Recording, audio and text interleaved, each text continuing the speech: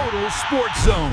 All sports, all action, one zone. The noise inside a packed wrestling stadium is physical. 80,000 fans sitting under the floodlights, expecting a massive spectacle. But night one of WrestleMania 42 faced an immediate problem. Nikki Bella suffered an injury and had to drop out of the Fatal 4-Way for the Women's Tag Team Championship. That left her sister and tag partner, Brie Bella, stranded on the card. She needed a replacement to keep the match alive, and she needed one fast. The solution came from out of nowhere. Former anti-diva Paige stepped out onto the ramp, teamed up with Brie, and captured the Tag Team Championship gold right there on the spot. The crowd reaction was deafening, but it masks a sharp contrast. Until very recently, Paige was an afterthought on the roster of rival promotion All Elite Wrestling. The overnight transformation highlights the massive gap between her final years in AEW and her current trajectory. Look at her 3-year stint in AEW. Even though she held the company's women's world title early on, her overall run from 2022 to 2025 was widely considered underwhelming. Her career hit a structural limitation, often referred to by fans as the Tony Khan booking bottleneck. This chart shows the bottleneck. A fixed bar represents available weekly TV minutes. Next to it, a rising line tracks the active roster. As the roster grows, but TV time doesn't, established stars are crowded out, diluting their drawing power.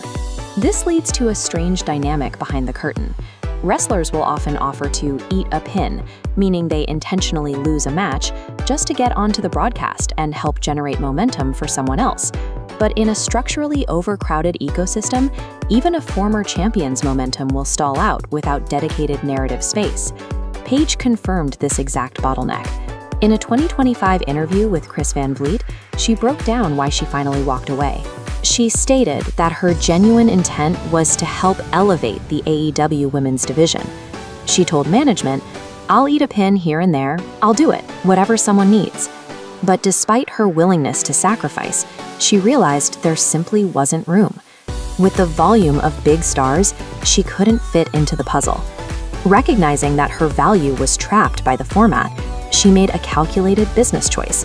She decided it was the perfect time to take a step back from the company.